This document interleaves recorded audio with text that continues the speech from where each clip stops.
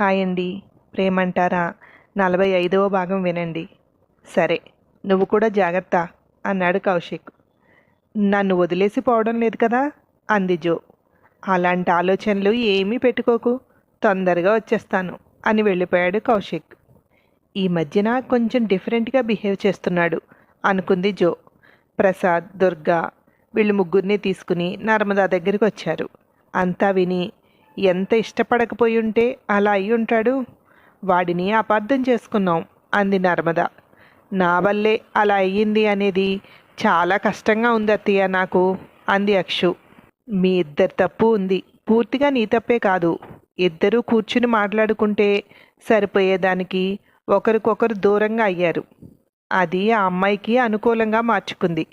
ఇలా అయినా నిన్నెంత ఇష్టపడుతున్నాడో నీకు తెలిసింది కదా అంది నర్మద. కానీ వాడు నా వల్ల ఇబ్బంది పడుతున్నాడు కదా అత్తయ్య అంది.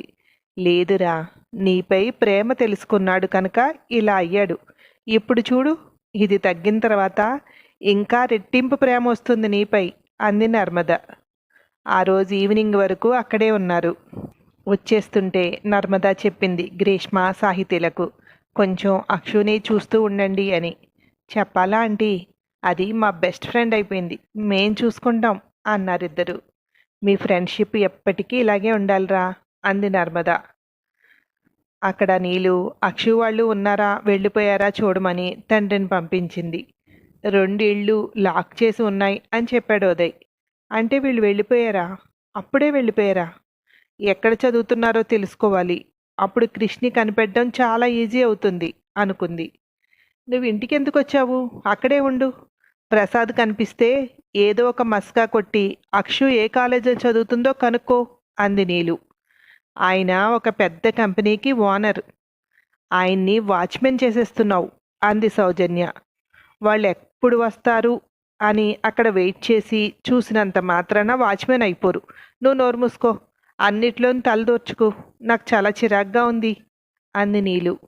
నేను మాట్లాడితే నీకు చిరాకేలే అంటూ లోపలికి వెళ్ళిపోయింది సౌజన్య. కౌశిక్ గాడు రేపు కానీ రాడు. అక్షు వాళ్ళను ఫాలో అవ్వమని పంపుదాం అనుకున్నాను. ఆయన కాలేజ్ అడ్రస్ కనిపెట్టేస్తే వాడు ఫాలో అవుతాడు అనుకుంది. నువ్వు ఇంకా ఇక్కడే ఉన్నావేంటి డాడీ అంది నీలు ఉదయ్తో. వెళ్తున్నాను అని వెళ్ళిపోయాడు. ఇంటి దగ్గరలో ఉండగా ఒక దగ్గర నుంచుని కనిపిస్తున్నాడు ఉదయ్ ప్రసాద్కి. డాడీ, ఉదయ్ అంకుల్ కదా అంది అక్షు అతన్ని చూస్తూ. ఇక్కడ వెయిట్ చేస్తున్నారేంటి? మనం ఎక్కడికి వెళ్ళామో తెలుసుకోమని పంపించుంటుంది అన్నాడు ప్రసాద్. ఇది మామూలుది కాదంకుల్, రేపు మా వెనక ఎవరినైనా పంపిస్తుంది కూడా అంది గ్రీష్మ. వీళ్ళ కారు చూసి పక్కకు తప్పుకున్నాడు ఉదయ్. వెంటనే కూతురికి ఫోన్ చేశాడు. వాళ్ళు ఎక్కడికి వెళ్ళలేదురా, బయటికి ఎక్కడికో వెళ్ళారనుకుంటా, ఇప్పుడే వచ్చారు నలుగురు అన్నాడు ఉదయ్. చూసావా, అక్కడ ఉండమని అంటే ఏడ్చావు, అక్కడ ఉండబట్టే కదా విషయం తెలిసింది. సరే వచ్చేయి, వచ్చేటప్పుడు వాచ్మెన్ చేతిలో ఒక 100 రూపాయలు పెట్టు. అక్షు వెళ్తున్నప్పుడు మనకు ఫోన్ చేయమను, నీ నెంబర్ ఇవ్వు అంది నీలు. వెళ్ళిపోయారేమో అనుకున్నాను, నాకు పని తగ్గించారు, నా నుండి ఎవ్వరూ అంత తేలిగ్గా తప్పించుకోలేరు అనుకుంది నీలు. మనం వెళ్ళేటప్పుడు ఎవరో ఒకరిని మన కూడా పంపుతుంది అనిపిస్తోంది నాకు అంది గ్రీష్మ. మనల్ని ఫాలో చేస్తున్నది ఎవరో తెలిస్తే చాలు, వాళ్ళకి చుక్కలు చూపించచ్చు అంది సాహితి. మన సాహితీకి కూడా భయం లేదు నీలు అంటే అంది అక్షు. నాకు అబ్బాయిలంటేనే భయం, దాన్నైతే కొట్టడానికైనా నేను రెడీ అంది సాహితి. ఎవరిని కొట్టేది అన్నాడు ప్రసాద్. మీరు కంగారు పడకండి అంకుల్, మాటల వరకే, అది వెళ్ళదు, మనల్ని వెళ్ళనివ్వదు అంది గ్రీష్మ.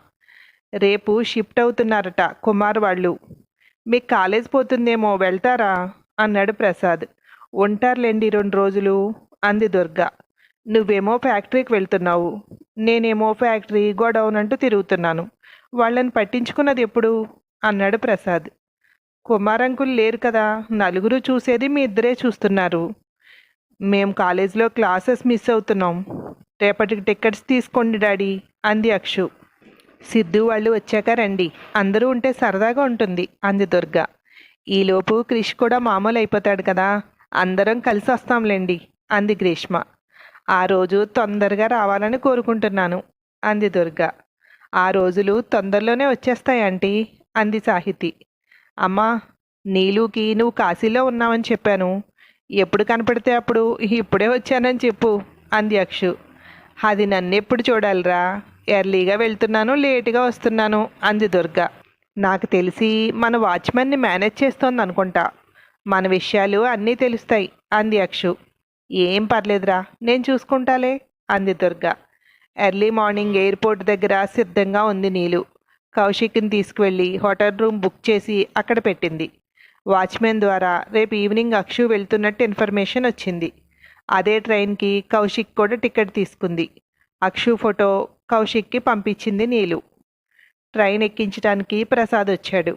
నీలు పంపించిన ఫోటో చూస్తూ అక్షును గుర్తుపట్టాడు కౌశిక్. అమ్మయ్య, గుర్తుపట్టేశాను. ఇక వీళ్ళను ఫాలో చేసి ఎక్కడున్నారో చెప్తే చాలు, ఎంత అడిగితే అంత ఇస్తానంది. ఈ నీలు నా పాలిట బంగారు బాతు అనుకున్నాడు కౌశిక్. వాళ్ళకి అనుమానం రాకుండా దూరం నుండే వాళ్ళని చూస్తూ కూర్చున్నాడు కౌశిక్. ముగ్గురు అమ్మాయిలు ఒకరిని మించి ఒకరున్నారు. ఇంత అందమైన అమ్మాయిలను ఫాలో చేయమని ఒక అందమైన అద్భుతమైన పని చెప్పిన నీలుకి థ్యాంక్స్ చెప్పాలి అనుకున్నాడు. ట్రైన్ రావడంతో ఆలోచనలు విరమించి అక్షు వాళ్ళు ఎక్కిన బోగినే తను ఎక్కేశాడు. ముందు నుండి ఇతన్ని అబ్జర్వ్ చేస్తోంది గ్రీష్మ. వాళ్ళు ఎక్కిన బోగి ఎక్కడంతో ఇతన్ని అబ్జర్వ్ చెయ్యాలి అని ఫిక్స్ అయిపోయింది. దగ్గరలో ఉన్న సీట్లు చూస్తూ అక్షు వాళ్ళు కనిపించేలా ఒక సీట్లో కూర్చున్నాడు. అక్కడికి వచ్చిన వ్యక్తిని మాటల్లో పెట్టి 1000 రూపాయలు చేతిలో పెట్టి అతను తన సీటుకు పంపించాడు. అతని సీట్లో కౌశిక్ కూర్చున్నాడు. ఇదంతా గమనిస్తున్న గ్రీష్మ ఫిక్స్ అయింది. ఖచ్చితంగా వీడు నీలు పంపించిన మనిషే అని. అక్షు చెవిలో గుసగుసలాడింది. నిజమా అంది అక్షు. అతన్ని అబ్జర్వ్ చేయి, నీకే తెలుస్తుంది అంది గ్రీష్మ. నీలు ఫోన్ చేసినట్టుంది, మాట్లాడుతున్నాడు. మాటలు వినాలని వాష్రూమ్కి వెళ్తూ అతనికి దగ్గరగా వెళ్ళేసరికి నిజం నీలు 3000 ఇచ్చాను అని చెప్తున్నాడు కౌశిక్. అతను దాటుకుని వెళ్తూ కన్ఫర్మ్ అనుకుంటూ బాత్రూమ్కి వెళ్ళింది అక్షు. నువ్వు నా దగ్గర నుండి డబ్బులు లాగేయడానికి ట్రై చేస్తే మొత్తానికి లేకుండా పోతావు. నిజం చెప్పు, ఒక 1000 రూపాయలు ఇచ్చి ఉంటావు కదా అంది నీలు. అబ్బా, చూసినట్టు ఎంత కరెక్ట్గా చెప్పావు నీలు. అందుకే నువ్వంటే నాకు పిచ్చి ఇష్టం వచ్చేస్తోంది అన్నాడు. వాష్రూమ్ నేను తిరిగి వస్తూ చూసింది అతను వంక. అతను గ్రీష్మనే చూస్తున్నాడు. సీటు దగ్గరకు వస్తూనే వాడు నువ్వే నేను అనుకుంటున్నాడేమోనే, నిన్నే చూస్తున్నాడు అంది అక్షు. లేదులే, అది ఫోటో పంపించకుండా ఉంటుందా? వీడికి నేను నచ్చాననుకుంటా, చెత్త వెధవ. ఒక ఆట ఆడుకుంటాను చూడు వీడితో అంది గ్రీష్మ. జాగ్రత్తే, రౌడీ ఏమో అంది సాహితి. రౌడీ కాదు, ఏం కాదు, తను క్లాస్మేట్ అయి ఉంటాడు. వాడికి ఏం ఆశ చూపించిందో అది చెప్పినట్టల్లా వింటున్నాడు అంది అక్షు. నేను అదే అనుకున్నానే అంది గ్రీష్మ. ఆ తర్వాత ఏమైందో మరో భాగంలో వినండి. Thank you.